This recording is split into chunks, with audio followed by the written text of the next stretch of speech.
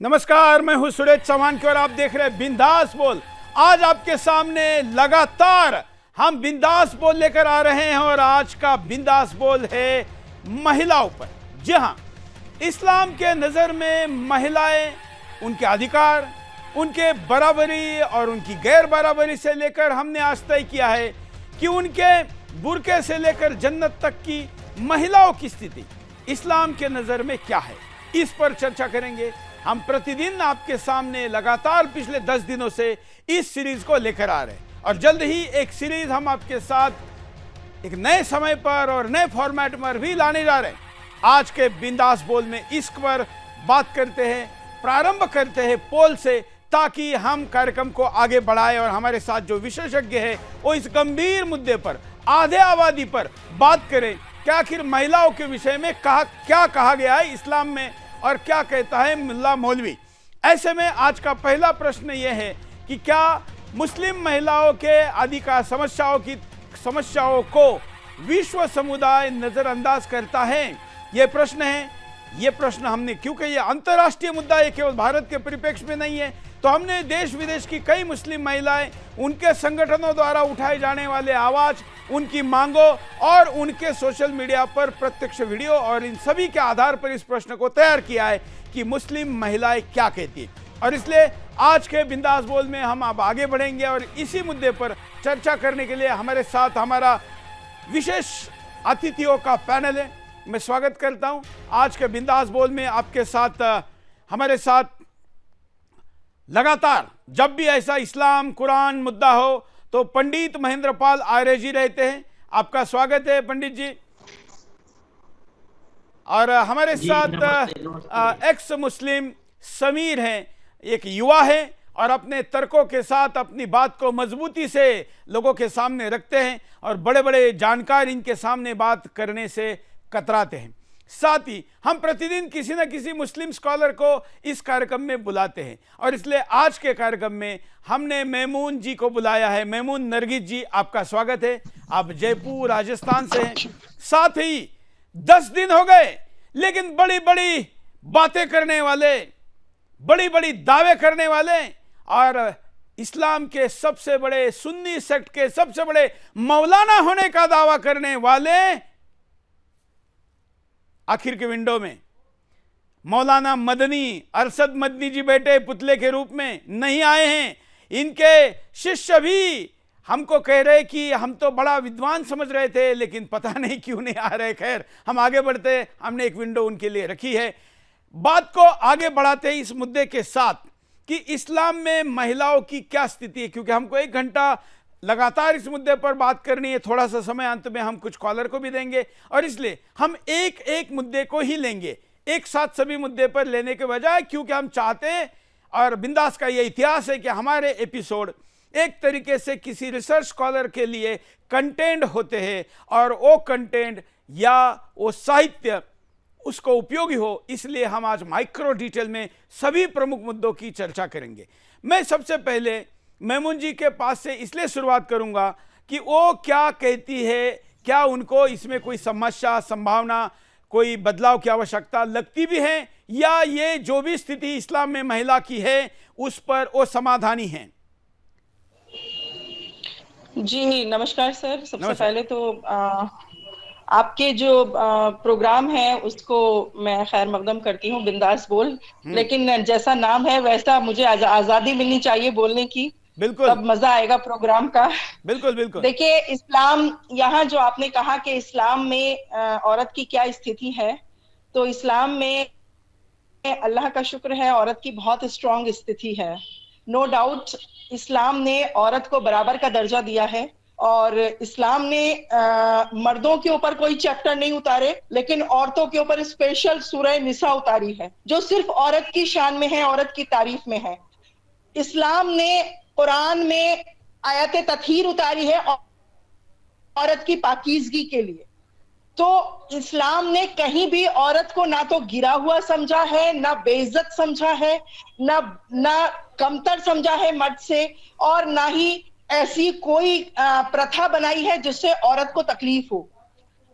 मैं आपको यहाँ पर थोड़ी सी एक रोशनी जरूर डालना चाहूंगी कि खुद रसूल खुदा पैगंबर मोहम्मद साहब की एक हदीसें मौजूद हैं कि उन्होंने ये कहा है कि खुशकिस्मत है वो औरत और वो मर्द जिसकी पहली औलाद बेटी हो। खुदा ने अगर बेटे को नेमत कहा है ना, तो औरत को रहमत कहा है। नेमत से ज्यादा रहमत ज्यादा अच्छी मानी जाती है। तो इस्लाम में कहीं भी औरत की स्थिति खराब नहीं है। आप भी मेरी बात से एग्री करेंगे, हर धर्म में ऐसा होता है कि कुछ प्रथाएं इंसान बना देते हैं, जिसकी ठीक वजह है, से अब बदनाम अब धर्म अपना को होना अपना पड़ता है। अपना ओपनिंग आप एक साथ मत दीजिए, क्योंकि अभी आपको आपके पास बार बार आएंगे, हर राउंड में हम आपको पूरा समय देंगे। बिल्कुल अब बिल्कुल। मैं पंडित जी के पास चलता हूं, महेंद्र पाल आर्य जी। इन्होंने जो भी बात कही है, और पहले तो इन्हीं के बात पर बात करते हैं, फिर उसके बाद आप जो जानते हैं, आपके पास तो पूरी जानकारी है, अथाह जानकारी है, उस पर बाद में बात करते हैं। पहले इन्होंने जो दावे किए हैं उस पर आप क्या कहेंगे?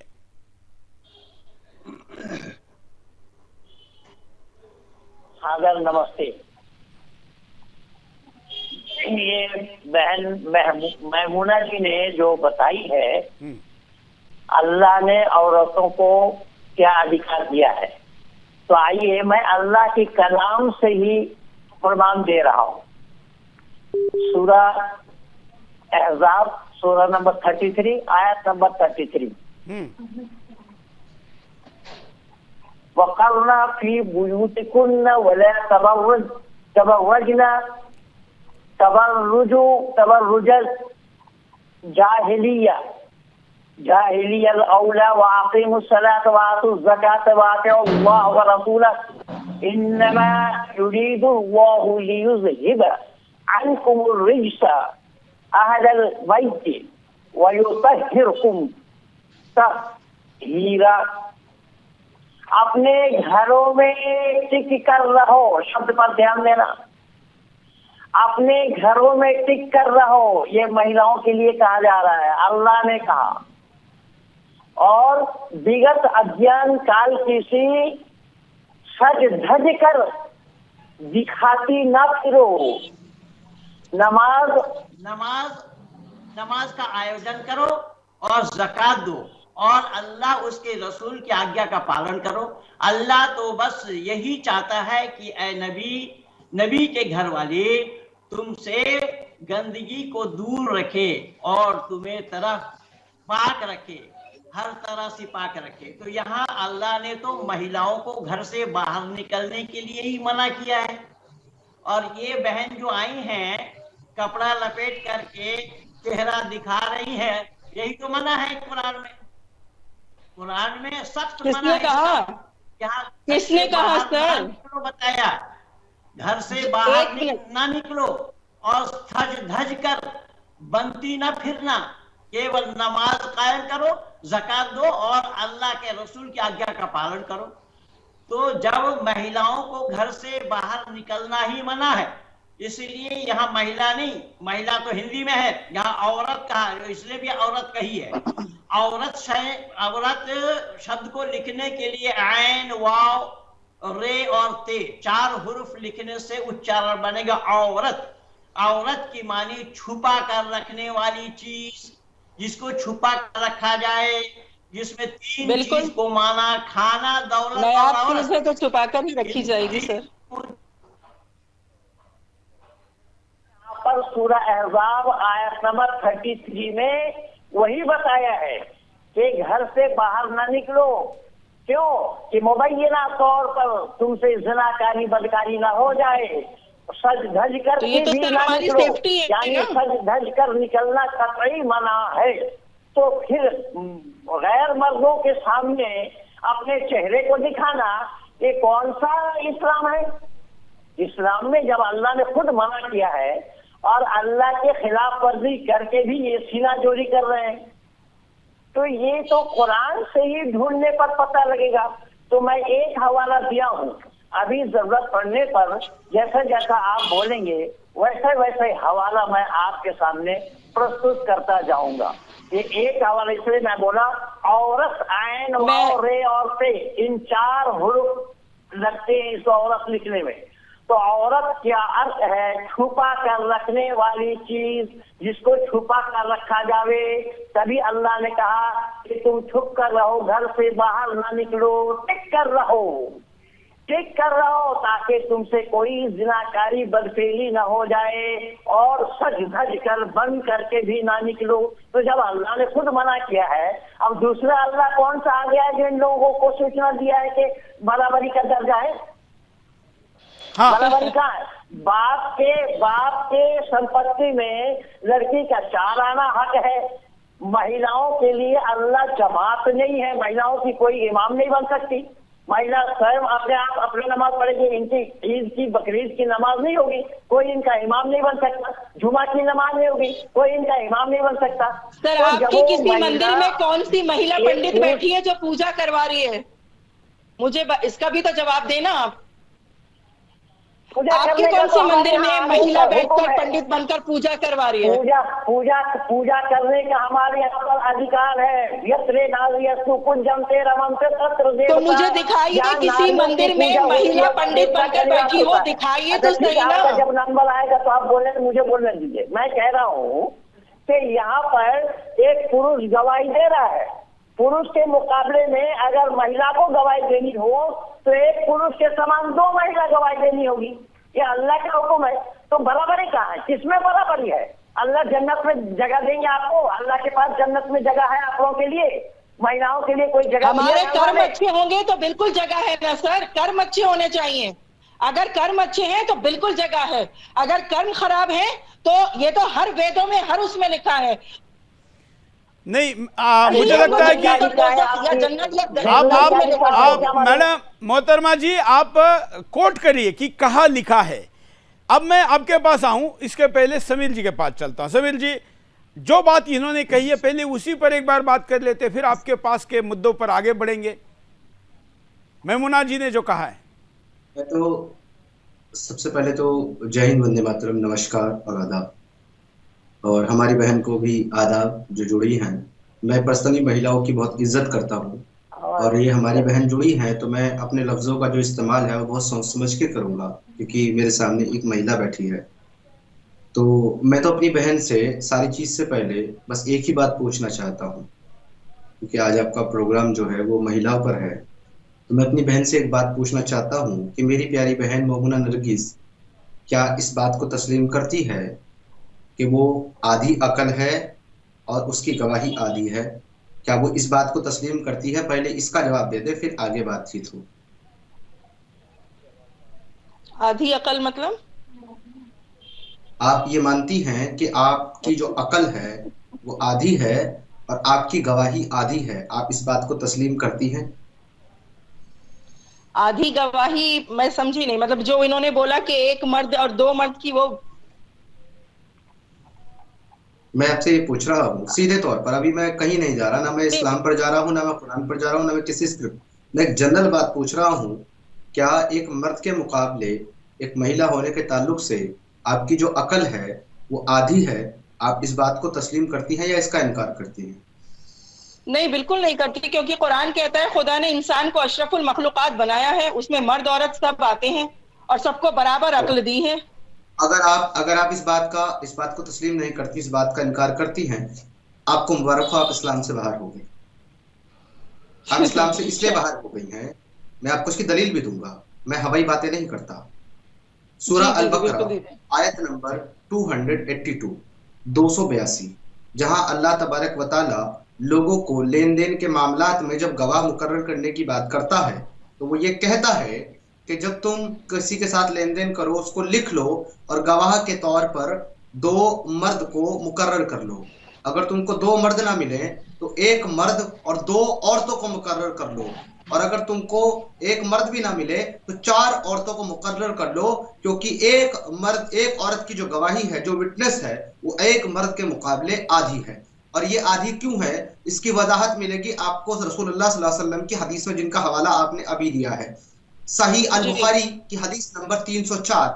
जब आप पढ़ेंगे वहां पर साफ तौर पर और वाज़िह तौर पर लिखा हुआ है कि अल्लाह के रसूल सल्लल्लाहु अलैहि वसल्लम ईद उल अज़हा या ईद उल फितर के मौके पर नमाज पढ़ाने के लिए बाहर निकले तो एक औरतों के काफिले के पास से गुजरे और कहा कि ए औरतों की जमात, सदका किया करो, क्योंकि मैंने सबसे ज्यादा जहन्नम में तुम ही लोगों को देखा है। उन्होंने पूछा अल्लाह के रसूल ऐसा क्यों? उन्होंने कहा कि क्योंकि तुम्हारी अकल भी आधी है और तुम्हारा ईमान भी आधा है। उन्होंने पूछा इसकी दलील क्या है? तो अल्लाह के रसूल ने कहा कि क्या तुम्हारी गवाही एक मर्द के मुकाबले आधी नहीं है? यही तो तुम्हारी अक्लों की खराबी की दलील है। फिर कहा कि जब तुमको मेंसेस आते हैं, यानी कि मंथली मेंस्ट्रुअल साइकिल पीरियड जो आता है, क्या तुम उसमें रोजा नमाज वगैरह से रुक नहीं जाती? कि बिल्कुल रुक जाती हैं, कि यही तुम्हारे ईमान की खराबी है। तो लिहाजा कुरान और अहादीस इस बात को स्ट्रांगली प्रूव करते हैं कि वो मानते हैं एक महिला की औरत की विटनेस भी आदि है, और उसकी विटनेस इसलिए आदि है क्योंकि उसकी अकल आदि है। तो मेरा सवाल फिर से आपसे मेरी बहन, क्या आप इस बात को तस्लीम करती हैं? आपने जो मुझसे सवाल किया समीर भाई, मैंने आपसे रिपीट किया था कि आप क्या कुरान से रिलेटेड मुझसे ही सवाल कर रहे हैं गवाही के तौर पे, या आप एक जनरल मुझसे सवाल कर रहे हैं? मैंने आपसे कहा था, लेकिन आपने कहा तो सादा सवाल किया। सादा सवाल करने में और इस्लामिक के दायरे में सवाल करने में फर्क है। आपने कहा मुझसे कि क्या आपकी अकल आधी है, तो मैंने उसमें एज ए इंसान जवाब दिया। मैं कह रहा हूँ मैंने आपको जवाब एज ए इंसान दिया, आपने उसका मुझे जवाब दिया और मैंने जवाब तस्लीम किया, आपका एक्सेप्ट किया। मैंने कहा आप बिल्कुल सही कह रहे हैं, आप किसी भी शोबे में मर्द से पीछे नहीं है। लेकिन कुरान और हदीस ऐसा नहीं कहते। कुरान और हदीस कहते हैं कि आपकी मैंने शोबे से समीर भाई शोबे से जवाब नहीं दिया। मैंने आपको खुदा के ही जवाब से जवाब दिया कि खुदा ने पहले कुरान में ये कहा है कि मैंने इंसान को अशरफुल मखलूकात बनाया है, और अशरफुल मखलूकात इसलिए बनाया है क्योंकि वो बुलंद मर्तबे वाला है। वहां पर खुदा ने मर्द या औरत का जुमला इस्तेमाल नहीं किया है। मैंने उस लिहाज से आपको जवाब दिया।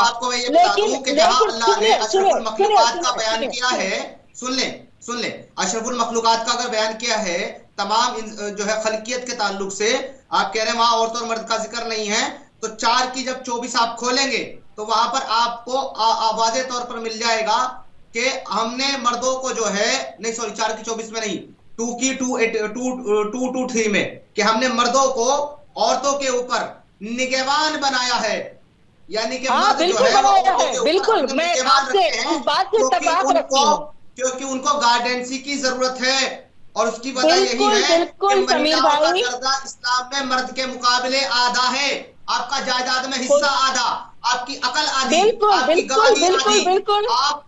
आपको बाहर जाने की इजाजत नहीं है, आपको पर्दे का हुक्म है, आपकी आवाज भी औरत है। आपकी आवाज अगर घर से बाहर निकलेगी, रसूलुल्लाह सल्लल्लाहु अलैहि वसल्लम की हदीस है, सही मुस्लिम की, सही बुखारी की, सुनन नसाई की और इब्ने तिर्मिजी की, इब्ने माजा की, जिस किताब से जवाब दूं आपको, अगर आप मुझसे जवाब कि जिस महिला की आवाज उसके घर के बाहर कोई मर्द सुने वो औरत जहन्नमी है। आप टीवी पर बैठ करके चेहरा दिखा करके बात कर रही हैं, अब आपको इस बात का जवाब दूं, जहन्नमी है रसूलुल्लाह के मुताबिक।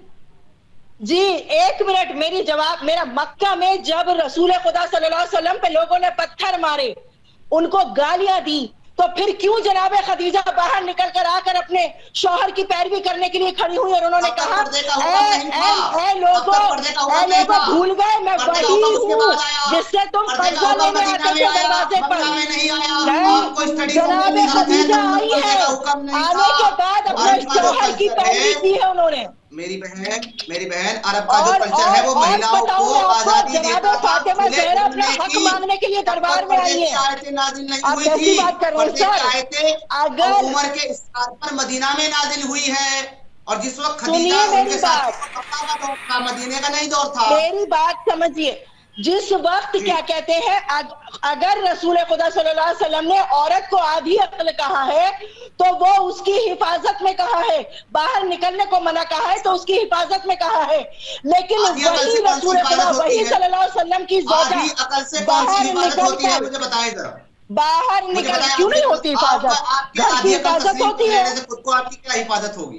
अरे आधी अक्ल से मतलब वो नहीं होता है। मर्द और औरत को खुदा ने बराबर का दर्जा जरूर दिया है, मगर हिफाजत के तौर पर खुदा ने मर्दों को, क्या मतलब है आपका आधी अक्ल होने से मतलब क्या है?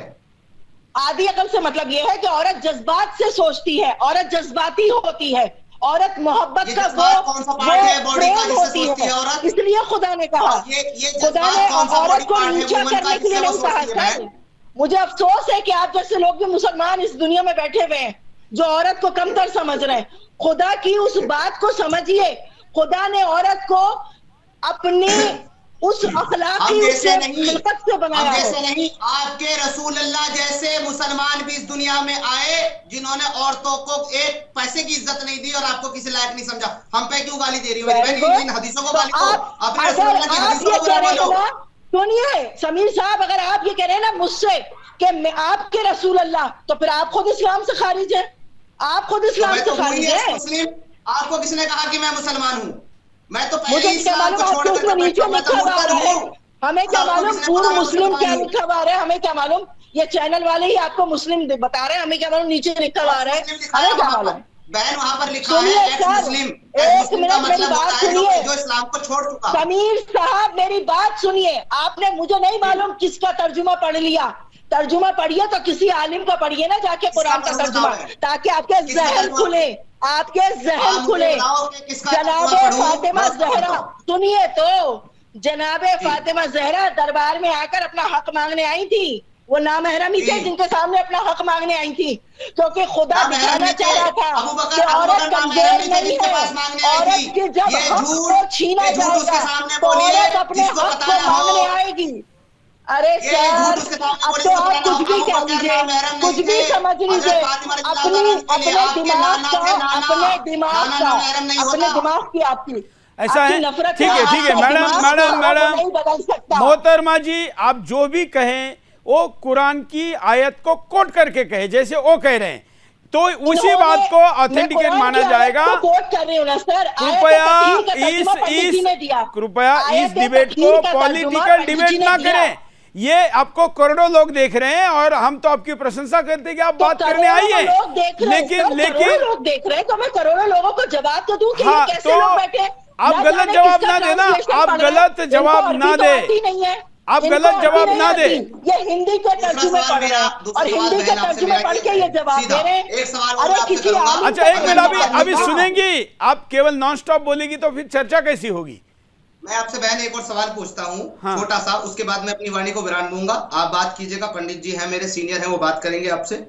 मेरा दूसरा प्रश्न ये है आपसे, ये है कि इस्लाम औरतों के जो हुकूक देता है महिलाओं के, वो केवल महिलाओं के हुकूक हैं या मुसलमान महिलाओं के हुकूक? इसका जवाब दीजिए, फिर एक प्रश्न रखूंगा अपना जी। मतलब किस तरह के हुकूक की बात करें, मुझे खुलासा करके बताएं ना। इस्लाम जो भी हुकूक की बात करता है महिलाओं के, शौहर की जायदाद में किस तरह के हुकूक की बात कर रहे हैं? शौहर के साथ या बाप? मैं बता रहा हूँ ना आपको, अब सुने तो थोड़ा तहम्मुल रखे, ठंडा पानी पिया। मेरी बहन है, मेरे लिए काबिल एहतराम है। मैं आपको अपने सर का ताज समझता हूँ, महिलाओं की मैं बहुत इज्जत करता हूँ, आपको मैं प्रणाम करता हूँ, सलाम करता हूँ। प्यार मोहब्बत से हम लोग बात करेंगे, लड़ाई नहीं हो रही आपकी मेरी। मैं अपने तथ्य रख रहा हूँ, मैं एमसीसी की कैंडिडेट रही हूं तो इसलिए आवाज थोड़ा तेज हो जाती है मेरी। सुनिए, आप ये कह रहे हैं कि इस्लाम में औरतों का बहुत अच्छा दर्जा है, बहुत अच्छा मकाम है, बहुत सारे हुकूक। बिल्कुल है। ये जो हुकूक इस्लाम औरतों के बारे में बयान करता है, ये सिर्फ मुसलमान औरतों के बारे में है या कि जो गैर मुस्लिम की महिलाएं हैं उनके बारे में भी है? इस पर जवाब दे, फिर अगला पॉइंट रखता हूं अपना। हर औरत की इज्जत इस्लाम कहता है। किसी भी औरत को जिल्लत देना या जिनाकारी करने की इजाजत इस्लाम नहीं देता। किसी भी औरत को गाली देने की, उसको बेइज्जत करने की इजाजत इस्लाम नहीं देता। ठीक है बहन, आपका जवाब आ गया, आपका जवाब आ गया। अब मैं रखता हूं, देखो कितनी इज्जत देता है काफिर औरतों को आपका इस्लाम। आता हूं पंडित जी मैं आपके पास। 4 की 24 सूरा अन-निसा आयत नंबर 24 क्या कहता है इसमें? वल मुहसिनाति मिनन निसाई इल्ला मा मलकत अयमानुकुम किताबल्लाहु अलैकुम उहिल्ला लकुम। और हमने तुम्हारे लिए जिस्मानी ताल्लुकात कायम करने के लिए वो तमाम महिलाएं औरतें जायज कर दी हैं जिनके शौहर भी जिंदा हो, शौहर वाली भी हो, लेकिन काफिरों की बीवियां हों। जब वो माले गनीमत में यानी के वार के बाद, जंग के बाद तुम्हारे कब्जे में आ जाएं, तो अगर उनके शौहर भी जिंदा हों, हमने वो तुम्हारे लिए हलाल कर दी। तुम जब चाहो उनके साथ जैसे चाहो जिस्मानी ताल्लुकात यानी कि सोहबत कर सकते हो। क्या एक गैर आदमी की बीवी के साथ काफिर होने की वजह से अगर एक मुसलमान उसके साथ जिस्मानी ताल्लुकात कायम करता है उसको अपनी वॉर कैप्टिव बना करके, और जब उसका दिल भर जाए उसको ले जा करके मार्केट में बेच देता है। क्या ये आप औरतों के हुकूक मानती हैं? और अगर आप इसको औरतों के हुकूक मानती हैं तो हिंदुस्तान में रहने के ताल्लुक से और मुसलमान होने के ताल्लुक से ट्रांसलेशन किया है, गलत ट्रांसलेशन किया है सर। बिना निकाह के, बिना मुता के कोई रिश्ता नहीं बन सकता। बिना निकाह के जब जंग में औरतें आती थी ना, वो औरतें आती थी जो बेवाएं हो जाती थी, उनके साथ बाकायदा निकाह किया जाता था। मैं आपसे फिर कह रही हूँ, आपने गलत तर्जुमे वाली कुरान को पढ़ा है, हंसिए मत। मैं आपको देती हूँ कुरान, आप अपना एड्रेस दीजिएगा मुझे, इनसे नंबर लेकर मैं आपको कुरान भेजती हूँ किसी आलिम का। हंसना बहुत आसान होता है, दूसरों पर उंगली उठाना बहुत आसान होता है। मुझे बताया आपने कौन सा तर्जुमा पढ़ा है? मौलाना फरमान अली का पढ़िए ना, मौलाना फरमान अली का पढ़िए ना तर्जुमा, मौलाना फरमान अली का तर्जुमा पढ़िए। ट्रांसलेशन स्क्रीन पे अगर खोल करके यही तर्जुमा दिखा दूं जो मैं बयान कर रहा हूं, तो आप इस्लाम को छोड़ करके सनातन धर्म को एक्सेप्ट करेंगी? क्यों करूंगी? मेरे इस्लाम में मुझे कोई कमी नजर ही नहीं आ रही, तो क्यों करूंगी? कोई दूसरा धर्म मैं क्यों अपनाऊंगी? बिना निकाह के कोई रिश्ता किसी से रखना जायज नहीं लिखा है आपके हिसाब से। मौलाना जालंधरी, मौलाना जूनागढ़ी, इसरार अहमद, तफसीर इब्न कसीर, तफसीर जलालैन, ये सारे के सारे झूठे हैं, सब झूठे हैं ना? आप सच्ची हैं? देखिए, कुरान और अहले बैत के अलावा मैं किसी को नहीं मानती। कुरान और अहले बैत इनके अलावा मैं किसी को नहीं मानती। दुनिया में लोग आते हैं, लिखकर चले जाते हैं, कितने स्कॉलर आते हैं, अपने दिमाग के हिसाब से आते हैं। चलिए मैडम आप उन लोगों को डिसऑन कर रही है जिन्होंने इस्लाम को लोगों के सामने रखा, और हम किसी व्यक्ति ने लिखी हुई बोली हुई बातों को कोट नहीं कर रहे। डिफेम नहीं कर रही, मैं आपको एक्सप्लेन करने की कोशिश कर रही हूँ कि आपकी गीता के भी स्कॉलर्स होंगे मैडम। अभी आपके पास लोगों ने ट्रांसलेट अभी आपको हमने इस्लाम का स्कॉलर के लिए बुलाया है। किसने क्या लिखा? मैडम आपको अभी हमने इस्लाम के स्कॉलर के लिए बुलाया। गीता जब आप पढ़ेगी तो गीता के लिए बुलाएंगे। अभी पंडित महेंद्र पाल आर्य जी के पास चलते हैं। महेंद्र पाल आर्य जी, अब आप क्या कहेंगे? नहीं चाह रहे हैं। हाँ, मेरा कहना ये है माननीय चौहान साहब कि अब तक तो मैं सुन रहा ये बात का पतंगड़ हो रहा है। समीर ने जो हवाला दिया है, प्रमाण दिया है, कुरान से दिया है। इन्होंने कुरान की एक भी आयत सुनाई क्या? जरा बताइए, कोई एक भी हवाला दिया है क्या? अब ये सूरह निसा आयत नंबर 24 की जो चर्चा की, वो मैं अभी आपको बताऊंगा वही चीज। समीर ने जो दिया है कुरान से उठा करके हवाला दिया है, बिल्कुल। और जो अनुवाद, चाहे अनुवाद उसके अब्बा का लाए, उसके दादा का लाए, उसके 14 खानदान के ले आए, किसी का भी अनुवाद ले आएंगे, लफ्जी मानी एक ही होना है, लफ्जी मानी को काटा जाना नहीं होता सर, ऐसे नहीं होता। अरबी में जेर और जबर बदल जाता है तो मायने चेंज हो जाते हैं, मीनिंग चेंज हो जाते हैं। तो आप बोलिए ना, आप अपना पढ़ के बताइए, आप कोट करिए और आप उसका तर्जुमा आप बताइए। मैं कह रहा हूँ इसमें पहली बात तो ये एक का जवाब नहीं दे पाई। जो अफजलुल मखलूकात कहा है ना, उत्कृष्ट प्राणी मानव को कहा है, क्या गैर मुस्लिम को भी अल्लाह मानव माना है? बोलो जरा। क्यों नहीं माना सर? सारे इंसान उसमें आते हैं, मुसलमान नहीं आते। इंसान वर्ड, इंसान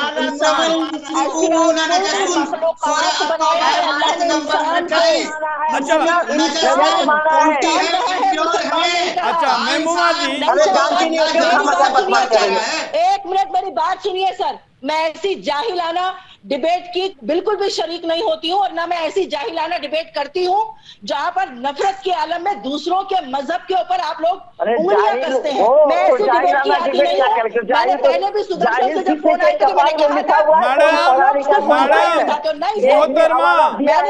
मोहतरमा जी, आपको उन्होंने हाथ जोड़े, मौलाना आपको उन्होंने हाथ जोड़े, बहन कहा, और क्या चाहिए?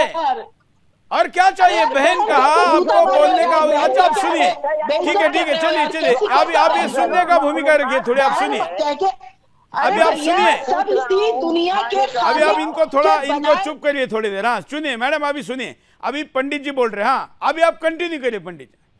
मैं ये पूछ रहा हूँ, इन्होंने अफजलुल मखलूकात कहा है, लेकिन कुरान का हवाला कुछ नहीं दिया, कहीं का कोई भी रेफरेंस नहीं दिया।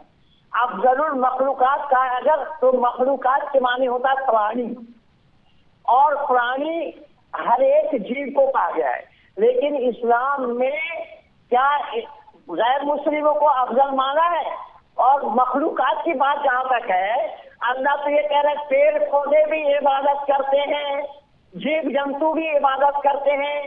जब तक जीव जंतु को, पेड़ पौधे को इबादत करने की कोई अवसर मुहैया नहीं कर रहा है परमपिता परमात्मा ने, इबादत करने वाला केवल इंसान है, मानव है।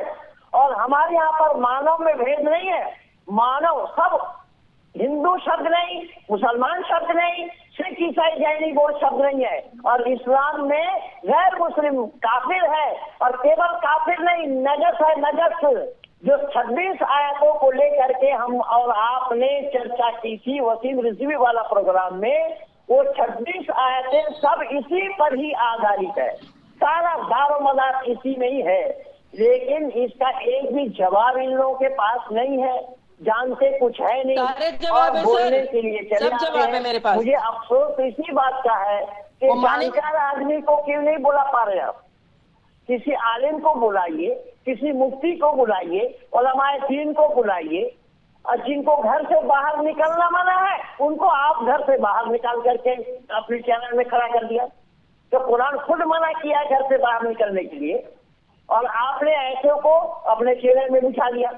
तो ये तो कुरान के खिलाफ वर्जी है, और ये जानती नहीं है। समीर ने एक दो प्रमाण नहीं, जो जब तक समीर ने बोला सारा हवाला उसने लिया, सारा प्रमाण उसने लिया कुरान का और हदीसों का। खैर हदीसों पे मैं नहीं जाऊंगा, मैं सिर्फ कुरान से ही बोल रहा हूँ। कुरान का जो हवाला दिया गया है उसको एक भी काट करके दिखाए, और जो ये कह रहे हैं उसकी तर्जुमा ठीक नहीं है, वो अपना तर्जुमा ले आए, उसके तर्जुमा उस अर्थ गलत जो समीर ने बोला है उसको गलत सिद्ध करके दिखाए, हम मान जाएंगे। बिल्कुल। अभी आप अपने तरफ से अपना पक्ष रखिए। अब ये उनकी कंपेरेटिव बात हुई, आप अपने तरफ से अभी क्या कहना चाहेंगे? अच्छा सुरेश जी, मैं एक चीज बताना चाहता हूँ, पहले आप इनके पास जाएं। ये जो आप स्क्रीन पे लगाए हैं 2 रेफरेंस आपने, उसके सूरा और आयत नंबर गलत है, तो लोगों को गलत इंफॉर्मेशन नहीं पहुंचनी चाहिए, उसको करेक्ट करा दें। एक तो जो आपने खेती वाला लगाया है उसमें वो सूरा नंबर 2 है, 28 नहीं, 2 की 223 है। और दूसरा जो आपने 4 की 24 लगाई है उसकी आयत 5 नहीं है, सूरा नंबर 4 और आयत नंबर 24 है। इनको स्क्रीन पर ठीक कराएं ताकि देखने वाले लोग सही हो। इस ग्राफिक को ठीक करें, तब तक इसको चलाया नहीं जाए। हाँ ठीक है। हाँ पंडित जी आप अपना पक्ष रखिए। अभी इन दोनों ने अपना पक्ष रखा है, दोनों की डिबेट भी हुई, आप अपना पक्ष रखिए। मेरा पक्ष ये है कि अल्लाह ताला के पास औरतों के लिए कोई जगह नहीं है। अगर औरतों के लिए जगह हुई होती है, जो बराबर बराबर कर रहे हैं कि औरत मर्द में बराबर है, अगर बराबर हुई होती तो सब जगह बराबरी का दर्जा दिया जाता। ये बोले इतना अल्लाह बराबर, अल्लाह ने महिलाओं को पैगंबर माना है, रसूल माना है, या रसूल का दर्जा दिया है? कहाँ बराबरी का है? पुरुष को तो रसूल माना, रसूल भी बताया, पैगंबर भी बताया, वो भी 1 लाख या 2,24,000 पैगंबर मुसलमानों में माने जाते हैं, वो सब पुरुष हैं। एक महिला का नाम दे दीजिए जरा, एक महिला का बता दिया। अल्लाह जो बराबरी चाहते हैं, अल्लाह ने कहा महिलाओं को रसूल माना या पैगंबर माना, बताओ। जनाबे फातिमा जहरा को जन्नत का सरदार बनाया औरतों का, इतना बड़ा दर्जा दिया है। अगर रिसालत के बाद कोई और मोहम्मद के बाद अगर रिसालत को खुदा कायम करता, अगर औरतों पे रिसालत वाजिब होती तो जनाब फातिमा ज़हरा औरतों की रसूल बनकर आती सामने। ठीक है, नहीं बनाया क्योंकि उनके पास भी कोई उदाहरण नहीं है। जन्नत की सरदार है औरत। देखिए उदाहरण की बात तो ये है कि आप लोग बिल्कुल 1 घंटे पहले तो कॉल करते हैं, मैं आउट ऑफ स्टेशन बैठी हुई हूँ, घर में होती तो मैं 10 किताबें आपको खोल के इनकी तरह चाहिए सामने टेबल पे लिए बैठे हैं, मैं भी दिखा सकती थी, मगर इस वक्त मैं आउट ऑफ स्टेशन बैठी हुई हूँ एक होटल के रूम। आप मोबाइल खोलिए मैडम, मोबाइल में गूगल में सब अवेलेबल है, आप खोलिए, कोई प्रॉब्लम, हम आपको समय देते हैं। तो आप निकल जाओगे ना, हम नहीं निकल जाएंगे, आप खोलिए, चलिए हम आपके पास आते, तब तक आप खोलिए जरा सा, आप निकल जाओगे ना सर। हाँ चलिए पंडित जी, जरा मुझे आप इस एंगल से बताइए कि हिंदुस्तान में कॉमन सिविल कोड आना के लिए लोग मांग कर रहे हैं। कॉमन सिविल कोड आने का फायदा मुसलमान महिलाओं को क्या होगा? जैसा हमारे यहाँ पर वो तो वैदिक संस्कृति के आधार पर जो हमारी मर्यादा है, स्त्री और पुरुषों में भेद नहीं है। हमारे यहाँ पर यत्र नार्य सुपूजन्ते रमन्ते तत्र देवता कहा गया कि जहाँ नारियों की पूजा होती है वहाँ देवता का निवास होता है। वेद में आया है स्त्री ब्रह्मा बभूविता, स्वयं परम पिता परमात्मा ने मातृशक्ति को ब्रह्मा कहा, ब्रह्मा के माने निर्माण करने वाली, इसीलिए माता निर्माता बहुत ही कहा गया है। इस्लाम में जगह है क्या? इस्लाम में अगर जगह हुई होती तो वही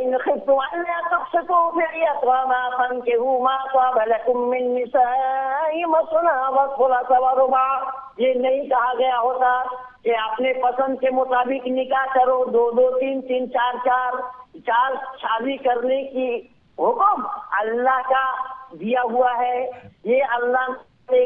लेकिन हमारे यहाँ पर ऐसा नहीं है। इसीलिए महिलाओं का जो दर्जा, महिलाओं के जो सिविल कोड की बात आप कर रहे हैं, तो भारतीय संविधान के अनुसार हमारे यहाँ पर स्त्री और पुरुष दोनों को समान अधिकार दिया गया है। इसीलिए सुप्रीम कोर्ट का भी आदेश है कि पिता के संपत्ति को जितने बेटा पाएगा उतना बेटी भी पाएगी, बराबर है। ये 4 आना बता रहे हैं, इस्लाम ने 4 आना बोला है, तो कहाँ बराबरी है? मैं बोला ना कि एक पुरुष अगर गवाही दे, उसके मुकाबले में किसी महिला को गवाही देनी होगी तो 2 महिलाओं को चाहिए गवाही देना। महिला जमात नहीं कर सकती, इमाम नहीं बन सकती, ये तो सब बराबरी कहाँ है ये इस्लाम में? मैं तो निवेदन कर रहा हूँ कि बाकायदा शांति से जो सच्चाई है उसको धारण कर ले, सच को धारण करे और असत को छोड़ ले। ठीक है, चलिए हम थोड़े प्रश्न की तरह चलते हैं। अभी मैं मैडम जी से, मोहतरमा जी से जानना चाहता हूं। समीना सैयद मुंबई से लिखती हैं कि मोहतरमा जी, आपका हलाला के बारे में क्या विचार है? हमारे यहाँ हलाला नहीं है, कुरान में हलाला का कोई जिक्र नहीं है। अब मैं कुरान का हवाला दे दूंगा, अभी दे दीजिए आप। हलाला हजरत उमर ने शुरू किया था, रसूल खुदा सल्लल्लाहु अलैहि वसल्लम ने शुरू नहीं किया था।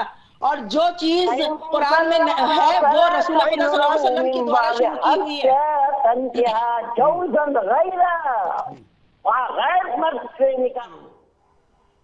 फ़इन तल्लक़हा फ़ला तहिल्लु लहू मिन बअद हत्ता तनकिहा ज़ौजन गैरा। अगर 2 तलाक दे दो और फिर 2 तलाक के बाद उसको रख लिया, 3 तलाक अगर हो गया तो अब वो घर रखने लायक नहीं है, वो कतई हराम हो गई। अब उसको रखना चाहते हो, वो भी रहना चाहती है, तो उसको किसी और मर्द से निकाह करा दो, वो भी पति पत्नी का संबंध निभा ले, फिर वो तलाक दे, तब वो पहले वाली पति के पास आ सकती है। और केवल निकाह नहीं, उसके साथ शारीरिक संबंध भी बनाना पड़ेगा। शारीरिक संबंध के बिना बात नहीं, इसको हलाला बोलता। मैं बोला हरामा है या हलाला है यार?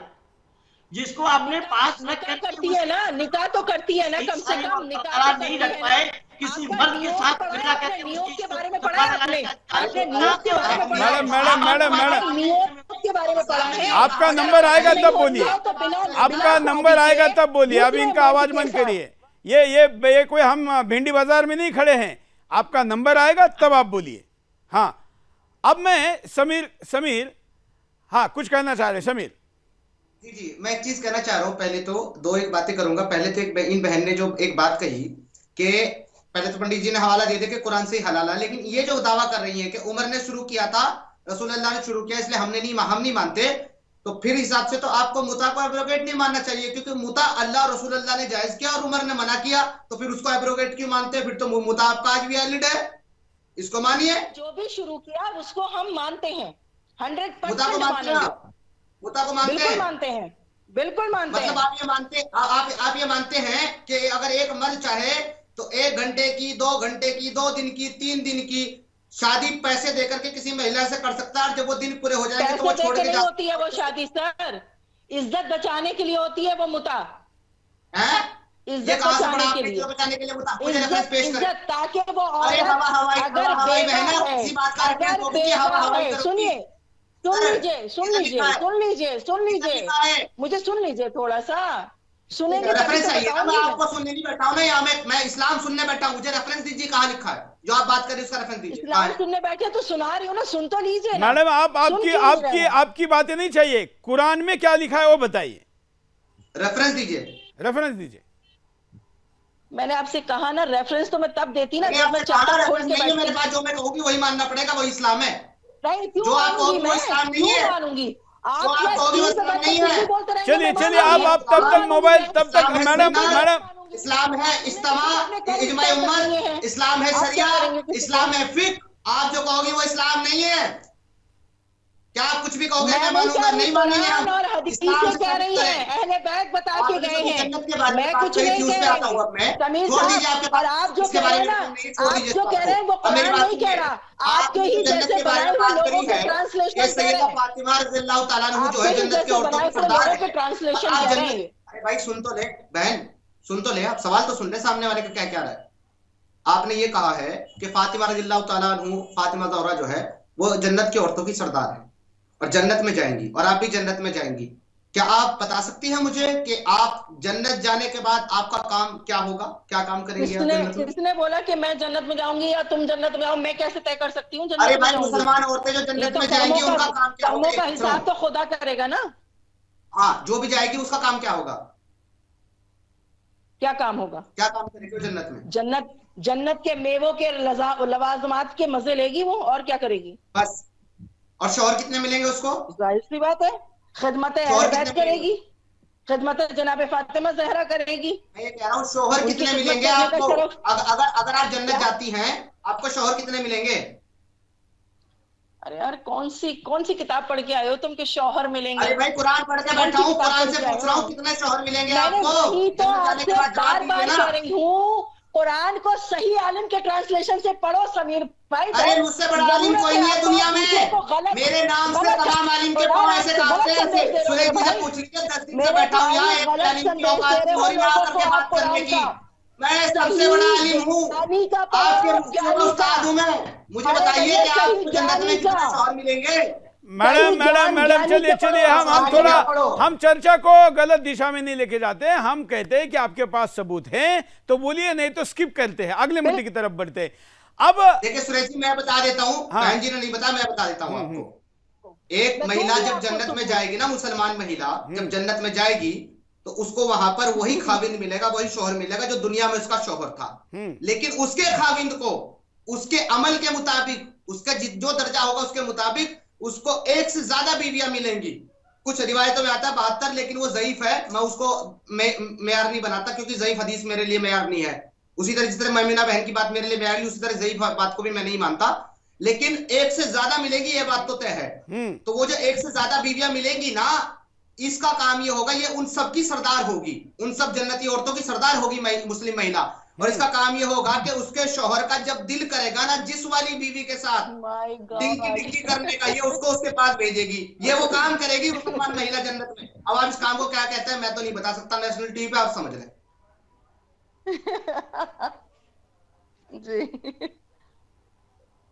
एक तो आपने माय गॉड करके माय गॉड कहा आपने, ये भी गैर इस्लामी है, क्योंकि माय गॉड मतलब मैं अल्लाह नहीं होता। किसने कहा सर? गॉड खुदा को इंग्लिश में कहते हैं। तो क्या गॉड, खुदा, भगवान आप एक मानती है? फारसी में कहते हैं खुदा, फारसी में कहते हैं भगवान, हिंदी में कहते हैं अल्लाह, उर्दू में कहते हैं सर। लेकिन हमारे भगवान को किसी भी भाषा में अल्लाह नहीं कहते हैं। आप भगवान अकबर कहेंगी, कहते हैं, अकबर कहेंगी? आप मानते नहीं है सर। कहा कि ओम ही अल्लाह है, आप ओम अकबर कहेंगी? आप वो बोलिए। इतने सारे लैंग्वेज हैं दुनिया में, कोई किसी चलिए भाषण नहीं, कोट करिए। चलिए मैडम आप तब तक मोबाइल पे देखिए, मैं आता हूँ। एक पॉइंट मेरा इंपॉर्टेंट है यहाँ पे। हाँ, एक पॉइंट।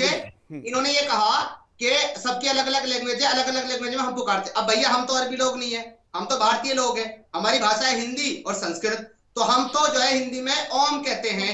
अब आप भारतीय, आप भी हैं, भारतीय होने के ताल्लुक से आप ओम अकबर कहेंगी? उर्दू भी भारतीय भाषा है, उर्दू में अल्लाह कहते हैं, उर्दू भी भारतीय भाषा है, मुझे कोई दिक्कत नहीं ओम अकबर कहने में, मैं तैयार हूँ। आप कहेंगी ओम अकबर? एक बार क्या कह कहूंगी? दीजिए, एक बार ओम अकबर कह दीजिए, मदनी साहब की बात वैलिड हो जाएगी। ओम नहीं, क्यों कह अकबर। दूं? नहीं, क्यों कहूं मैं? मदनी जी बताओ, ने आप कहा ना, बताओ, मदनी जी ने क्यों कहा, आपने तो कहा भी कि भाषा अलग हो सकती है। किसने कहा? आपने ही तो कहा कि भाषा अलग हो सकती है, किसने अलग कहा? नाम से पुकार जा सकता है, तो तो गॉड हुआ यही अकबर बोल ये है दीजिए। इनका असली चेहरा। ये नकाब पहन करके आते हैं यहाँ टीवी पर, ये है इनका असली चेहरा। ये ओम अकबर नहीं कह सकती। मैं तैयार हूं ओम समीर अकबर कहने के लिए, साहब, आप हम कहिए। आते नहीं है, आपके चैनल चलिए। वाले हमें बुलाते हैं जबरदस्ती। चलिए चलिए चलिए चलिए चलिए चलिए, कोई बात नहीं। अभी आप तब तक थोड़ा गूगल पे सर्च करिए, महेंद्रपाल आर्य जी के पास चलते। ये जो बात अभी कही है हलाल हलाला वाली, ये बातों को मुस्लिम महिलाएं क्यों स्वीकार करती हैं? दुनिया भर में तो इसका सख्त विरोध होता है। महिलाएं इसलिए स्वीकार करती है, वो तो अल्लाह का हुक्म है। ये तो अल्लाह का हुक्म। लेकिन मुझे अफसोस इस बात से है माननीय चौहान साहब, आज आपने सारा कार्यक्रम ही गड़बड़ा दिया।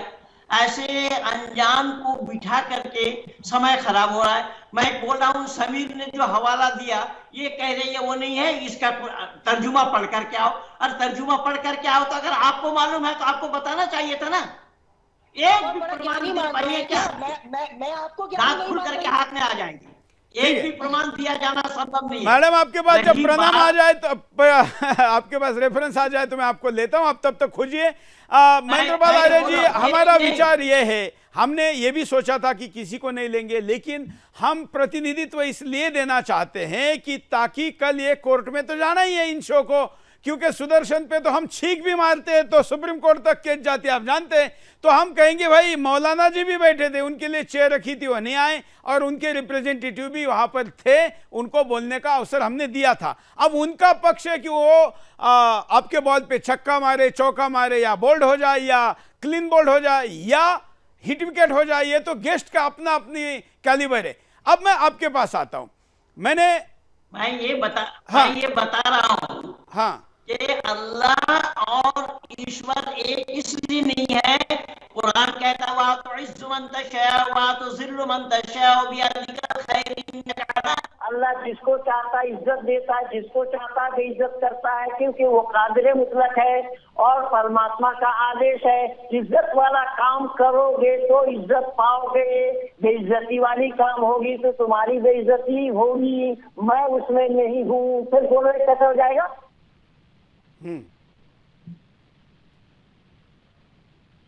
हमारे यहाँ पर यस सर्केन अनुसद्धत सदर्भ वेद ने तारा बताया है कि हर बात को तर्क के कसौटी पर कसना है। तर्क के कसौटी पर कसते हुए जवाब दे तो मानना, जवाब न दे मत मानना। अगर दिमाग से तस्लीम न किया जाए उस बात को हम लोग स्वीकार नहीं करते हैं, न करेंगे, यही मान्यता हमारी है। अब कुरान की एक भी बात दिमाग से तस्लीम किया जाना संभव नहीं है, मैं दावा के साथ कह रहा हूँ। और ये आज से नहीं 40 वर्षों से कहता आया हूँ, कहता रहा हूँ। 40 वर्षों से इसका मैं सारा प्रमाण, सारा हवाला इकट्ठा करके दिया हूँ। मैंने पुस्तक भी लिखी है, एक ईश्वर और अल्लाह दोनों एक न होने का, इसमें सारा प्रमाण ये पुस्तक में है। ये पुस्तक आप पा जाएंगे vedrishi.com में। vedrishi.com में मेरी लिखी हुई पुस्तक ईश्वर और अल्लाह में भेद क्या है, अल्लाह के 99 नाम है उसका क्या अर्थ है, और वेद में परमात्मा का असंख्य नाम है उसका क्या अर्थ है, इसको सारा मैं लिख करके दिया हूँ दुनिया वालों के सामने। जन्म मानस में, मानव समाज में ईश्वर और अल्लाह में भेद क्या है। अल्लाह ने अच्छा एक मिनट, हमको एक चुनौती मिलती है तो अच्छा लगता है। जरा स्क्रीन पर यूट्यूब पर अभी चैनल देखते हुए कोई नजीम खान है, वो कह रहे हैं कि अगर मुझे मौका मिलेगा तो मैं इन दोनों को परास्त कर दूंगा। नजीम खान, आप अभी तुरंत हमारे साथ जुड़िए, अभी स्क्रीन पर चल रहे नंबर चलाइए। नजीम खान को हम लेने के लिए तैयार हैं। हम तो चाहते हैं कि आप लोग आए। नजीम खान कह रहे हैं कि मैं अभी अपने तर्कों से समीर और पंडित जी को हरा दूंगा। चलिए आइए, कंट्रोल रूम जरा लीजिए, नजीम खान को लीजिए। चलिए तब तक हम इनके कनेक्ट होने तक आगे बढ़ते हैं। हाँ समीर, अब हम थोड़ा और मुद्दों और प्रश्नों की तरफ चलते हैं। हमने बात कर ली, अपने मुताहा की बात कर ली, आपने हलाला की बात कर ली, और क्या मुद्दे हैं जिन पर आज के औरतों के संबंध में इस्लाम क्या कहता है, इस विषय पर आप कहना चाहेंगे? जैसा कि पिछली चर्चा में भी मैंने आपको बताया था चौहान के साहब, मैं तो ये शब्द प्रयोग ही नहीं करता औरत का, क्योंकि तो इसका तो मतलब ही बहुत गंदा है। औरा से निकला हुआ वर्ड है और इसका मतलब होता है महिला का प्राइवेट पार्ट। औरत का मतलब तो मैं तो कभी कहता ही नहीं, मैं तो कहता हूं महिला। और मैं ये भी आपसे निवेदन करता हूं कि आप भी अपने शो में औरत लफ्ज का इस्तेमाल ना करें। मैं उर्दू का भी नहीं उपयोग में लाता, ना अरबी लाता हूं। मैं इस इस्लाम के परिप्रेक्ष्य में तो औरत ही कहते हैं, इसलिए मैं औरत कह रहा हूं जी। अगर वो कुछ गलत कर रहे हैं तो ये हम पर लाजिम नहीं है कि हम भी वही कहें, हम पैरेलल वर्ड यूज करेंगे। हम तो नारी कहते हैं, हम तो महिला कहते हैं, नारी कहते हैं। तो इस परिप्रेक्ष्य में क्या मुद्दा और चर्चा में आना चाहिए आज के शो में?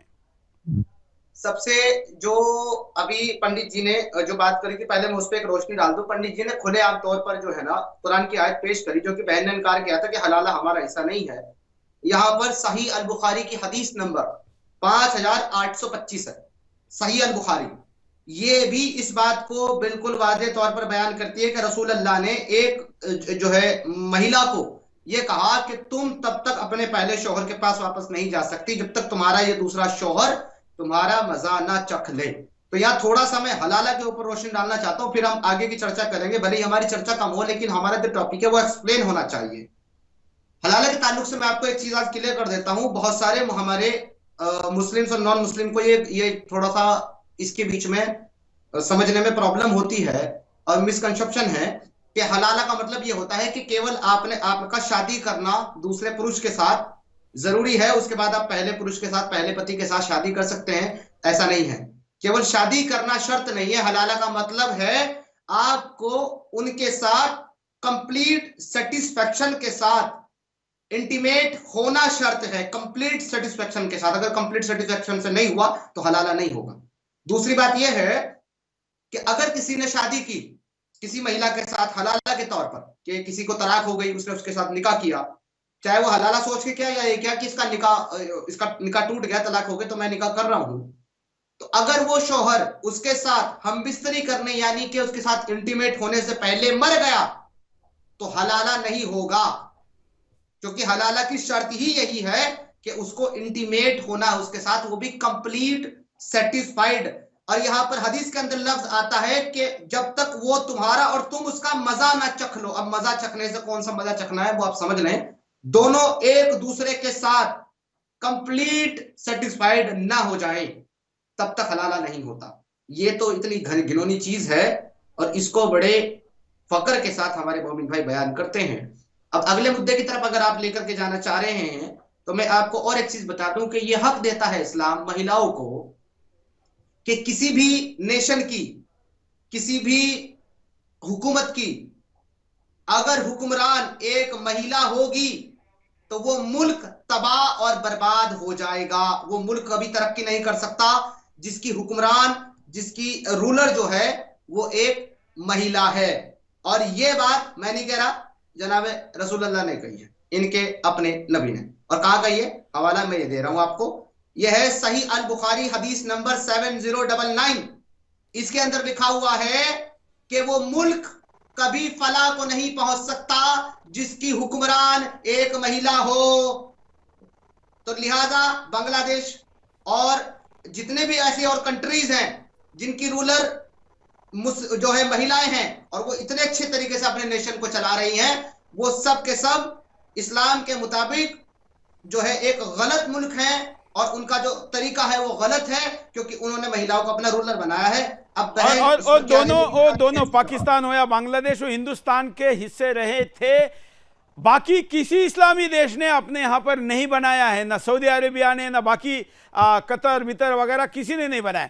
मैं यहाँ पर एक बात और कहना चाहता हूँ कि हम नाजीम को नंबर भी दिए हैं, जिन्होंने कहा है कि मैं डिबेट में आना चाहता हूँ, मैंने उनके लिए नंबर भी डाला है स्क्रीन पर। नाजीम हाजिर हो, जल्दी आ जाओ ताकि समय खत्म हो रहा है तो आपको हम चर्चा में ले सके।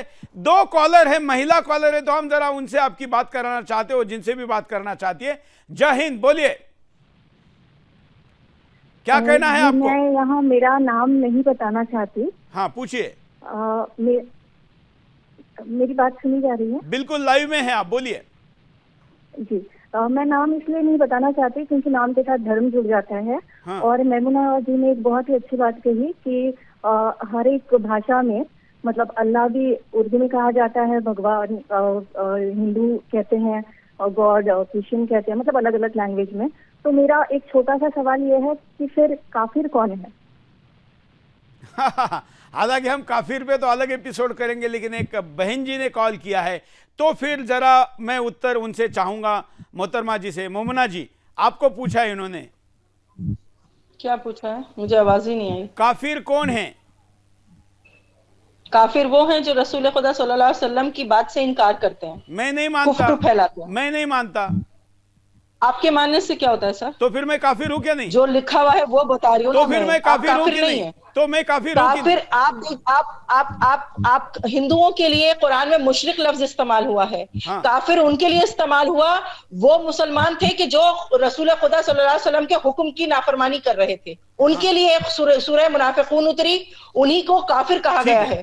ठीक है, आप कोट करेंगी किसी कुफ्र करने वाले, कुफ्र करने वाले। आप किसी को कोट करेंगी, किसी लाइन को, नंबर को? सर मैं ऐसे कोट नहीं कर सकती। कोई बात नहीं, अभी आप उत्तर सुनिए, कोई बात नहीं, आपके उत्तर सुनिए। समीर कुछ कह रहे हैं आप? हाँ, ये बहन, मैं श्योर हो गया हूं अभी कि इस बहन ने ना तो कभी कुरान खोल के पढ़ा है, ना ट्रांसलेशन पढ़ा है, और ना इसका कोई बहन का कोई मुताला है। क्योंकि ये जिनको ये कह रही है रसूलुल्लाह की बात नहीं मानते थे, जिनको ये काफिर कह रही है, उनको काफिर नहीं मुनाफिक कहा जाता था। मुनाफिक और मुनाफिक वो लोग होते थे। अब इनको रोकिएगा, क्योंकि मुझे पता है ये बीच में क्लेम डालेंगी, क्योंकि अब इनके बाद खिलाफ जाएगी, तो ये बोले, अब इनको रोकिएगा। मुनाफिक उनको कहा जाता था जो जाहिर में तो मुसलमान होते थे, लेकिन अंदर से गैर मुस्लिम और काफिरों के साथ मिले हुए होते थे, उनको मुनाफिक कहा जाता था। उनकी बात की कर रही है मुनाफिकीन का जो लफ्ज है। और जो आगे ये जो काफिर की जो हुकूम ये बता रही हैं, काफिर की जो तारीफ बयान करिए कि वो जो अल्लाह के रसूल की बात नहीं मानते, ये आधी अधूरी इंटरप्रिटेशन है। इसकी कंप्लीट इंटरप्रिटेशन आपको मिलेगी सूरह अत-तौबा आयत नंबर 29 यानी के 9 की 29 में। वहां लिखा हुआ है कि जंग करो उन काफिरों के साथ जो ना तो अल्लाह पर ईमान रखते हैं, ना कयामत के दिन पर ईमान रखते हैं। काफिर उनको कहा गया है जो अल्लाह और कयामत के दिन पर ईमान नहीं रखते, और ना उस चीज को हराम ठहराते हैं जिसको अल्लाह और उसके रसूल ने हराम ठहराया, और ना ना दीन हक को कबूल करते हैं यानी इस्लाम को, वो लोग काफिर हैं। अब जिसने जो है सबसे पहली चीज अल्लाह पर ईमान नहीं रखा और कयामत पर ईमान नहीं रखा, वो काफिर हो गया। जिसने अल्लाह और उसके रसूल की चीजों मना करी हुई चीजों से नहीं रुका, वो काफिर हो गया।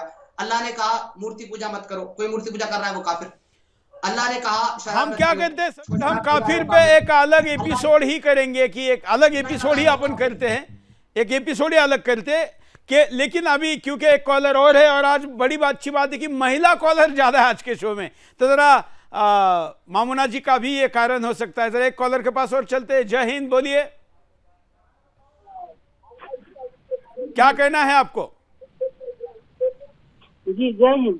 जय हिंद, सर बोलिए। मैं एक सवाल मैडम से पूछना चाहती हूँ। पूछिए। जी मैं मैडम से एक सवाल पूछना चाहती हूँ। जी मैडम ये बताइए कि कश्मीर में जब कश्मीरी पंडितों को भगाया जा रहा था, तो उस टाइम मस्जिदों से अनाउंस किया गया था कि मर्द लोग चले जाए अपनी औरतों को छोड़कर। तो ये किस तरह का रिस्पेक्ट है आपकी इस्लाम में औरतों के लिए? इसके विषय में जरा बताइए। ठीक है, धन्यवाद। हाँ बोलिए मोमिना जी, बोलिए। इस्लाम में किसी भी औरत के साथ बिना निकाह के किसी भी तरीके का रिश्ता रखना हराम है। अगर वहां पर ऐसा अनाउंसमेंट हुआ था तो मैं खुद उसकी यहाँ पर स्क्रीन पर बैठकर मजम्मत करती हूँ। तो आप ये कह रहे हैं कि जो कश्मीर में जिन्होंने मस्जिदों से ये अनाउंसमेंट किया था वो सारे हरामजादे थे? इस्लाम हरामजादे हो गए ना फिर तो। मतलब जिन्होंने हिंदू महिलाओं की इज्जत लूटी उनको आप हरामजादे नहीं कहेंगी? भाई देखिए, अगर औरत की इज्जत उन्होंने लूटी तो बिल्कुल हरामजादा कहूंगी। क्यों नहीं कहूंगी?